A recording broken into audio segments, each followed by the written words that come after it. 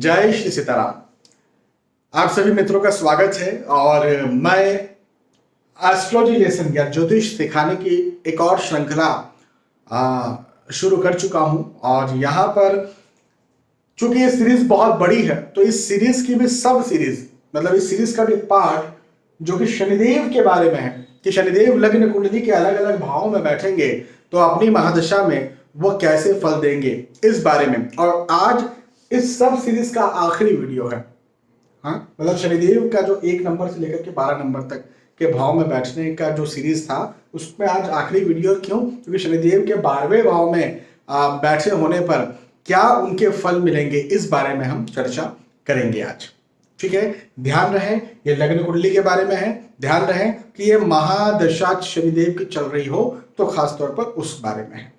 ठीक है, अच्छा, आप यदि लगातार मेरे दर्शक रहे हैं तो आपको ये बात पता है कई वर्षों पहले भी मैंने ऑनलाइन यूट्यूब के माध्यम से एस्ट्रोलॉजी ज्योतिष सिखाया है और यूट्यूब चैनल की playlist astrology lesson in Hindi में ऐसे आप क्रमबद्ध तरीके से एक के बाद एक ऐसे ढेर सारे वीडियोस देखने को मिल जाएंगे जिन्हें देखकर जिन्हें समझकर आप एक बेसिक एस्ट्रोलॉजर बन सके। जी हाँ, ऑलरेडी ऐसे वीडियोस अवेलेबल हैं, बिल्कुल astrology lesson in Hindi YouTube channel VS astrology की प्लेलिस्ट में। यदि आप इस वीडियो को यूट्यूब पर देख रहे हैं तब तो आपको इसी चैनल की प्लेलिस्ट में मिल जाएगा।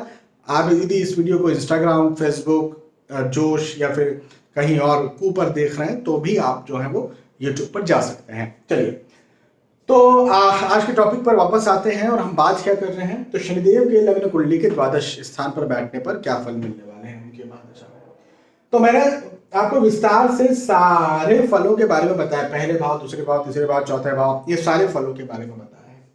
लेकिन क्या होता है कि लग्न कुंडली में 3 भाव होते हैं जिन्हें त्रिक भाव कहा जाता है। वो 3 भाव खराब भाव होते हैं, नेगेटिव हाउसेस होते हैं। कौन से?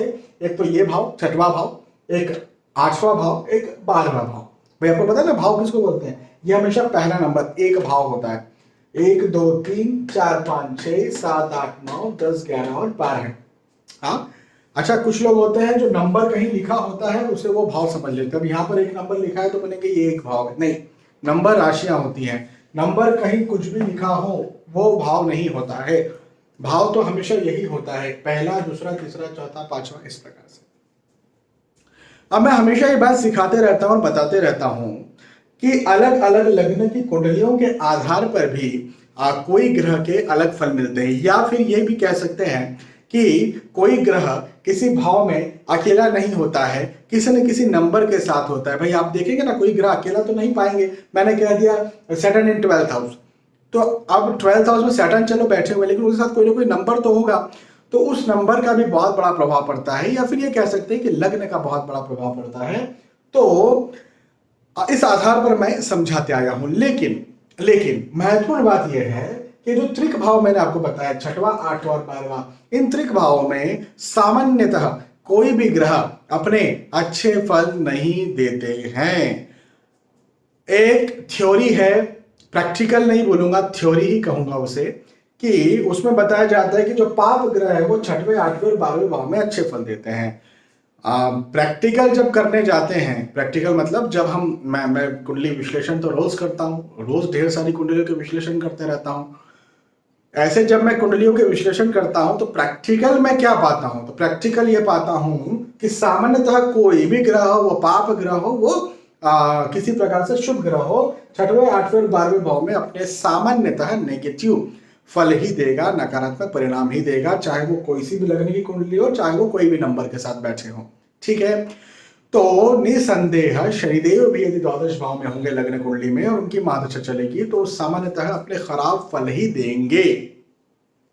हाँ, अब सामान्यतः जब मैं कह रहा हूं तो विशेष परिस्थिति में अच्छे फल देखने को मिल सकते हैं, इसलिए मैं कह रहा हूं कि सामान्यतः खराब फल देंगे, विशेष परिस्थितियों में अच्छे फल देंगे। वो विशेष परिस्थितियां क्या हो सकती हैं? तो विशेष परिस्थिति एक हो सकती है विपरीत राजयोग की परिस्थिति। विपरीत राजयोग का मतलब क्या होता है? यदि आप उसे जानना चाहते हैं तो YouTube चैनल पर आप सर्च में जाइए, लिखिए विपरीत राजयोग VS एस्ट्रोलॉजी, आपको मेरा वीडियो मिलेगा, उसको अच्छे से सीखिएगा, समझिएगा। लेकिन मैं शॉर्ट में आपको यहाँ पर बता देता हूँ कि विपरीत राजयोग होता क्या है।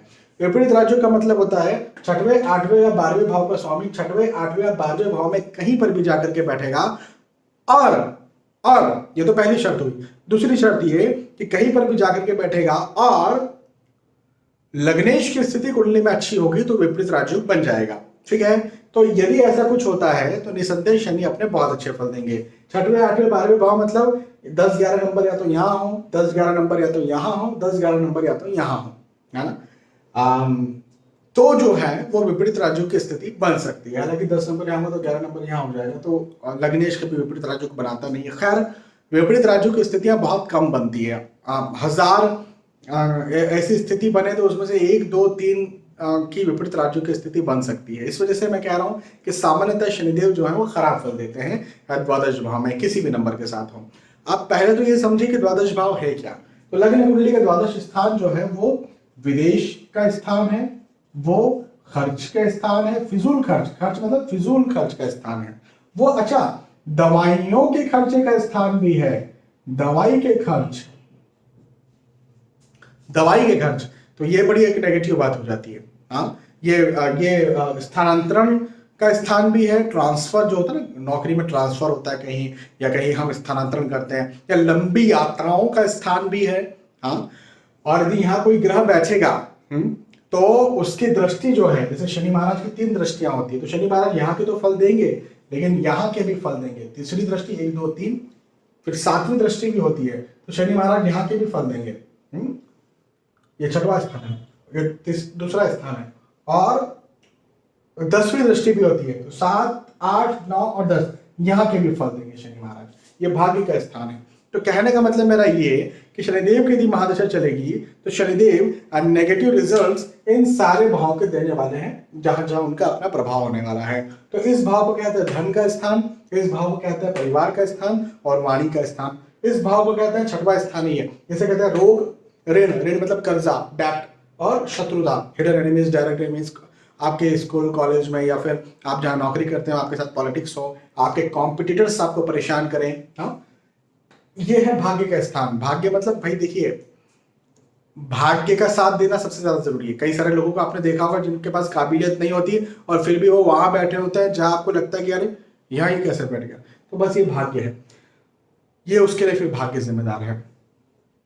तो शनि महाराज की महादशा यदि चल रही होगी तो व्यक्ति जो है, ये बात हो सकती है कि वो विदेश में सेटल हो जाए, फॉरेन सेटल हो जाए, अपने जन्म स्थान से कहीं दूर चले जाए, लेकिन फिजूल खर्चे हों।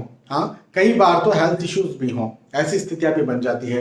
वाणी उग्र हो जाती है व्यक्ति की, सेविंग वो नहीं कर पाता है। कई बार परिवार में मतभेद होते हैं, उसे ये लगता है कि मेरे शत्रु बन रहे हैं, और कई बार कर्जे की स्थिति भी निर्मित हो जाती है। ऐसी स्थिति में कोई व्यक्ति बिजनेस कर लेता है, समझो खत्म, बिजनेस में लॉस जाता है, खर्चा हो जाता है, कर्जा हो जाता है। लेकिन हाँ, यदि व्यक्ति नौकरी करना चाहिए, इंसान को नौकरी ही करना चाहिए, नौकरी करता है, सेफ इन्वेस्टमेंट करता है, तो फिर कर्जे की स्थिति नहीं बनती है। भाग्य बहुत स्लो होता है, इंसान ये शिकायत करता है कि मुझे बहुत डिले या बहुत देरी के साथ कुछ भी मिल रहा है ना। तो ये स्थिति जो है वो शनि महाराज की बहुत अच्छी स्थिति नहीं है, चाहे कोई सा भी लगने की कुंडली हो, चाहे यहाँ पर कोई भी नंबर लिखा हुआ हो। ठीक है, तो जैसा मैंने बताया भाई, सामान्यतः अपने अच्छे फल शनि महाराज के नहीं मिलेंगे, नेगेटिव रिजल्ट्स मिलेंगे। हाँ, यही विपरीत राजयोग की स्थिति में शनिदेव आकर के बैठ गए, फिर क्या होगा। तो विपरीत राजयोग में तो सारे अच्छे फल देने वाले, फॉरेन सेटल कर सकते हैं या अपने जन्म स्थान से दूर जाकर के बहुत प्रोग्रेस दे सकते हैं, स्थानांतरण करवाएंगे, लेकिन स्थानांतरण प्रोग्रेस के साथ करवाएंगे। हाँ, शत्रुओं पर विजय दिलवाएंगे। कोई कॉम्पिटिटिव एग्जाम की तैयारी कोई स्टूडेंट कर रहा है, उसमें बहुत जल्दी जीत दिलवाएंगे। देरी से काम नहीं होगा, समय पर काम होगा, बिल्कुल काम होगा, धन अर्जन होगा। व्यक्ति की वाणी थोड़ी सी उग्र हो सकती है, लेकिन उसकी वाणी को माना जाएगा, उसकी बातों को सुना जाएगा। ये विपरीत राजयोग के फल है ना।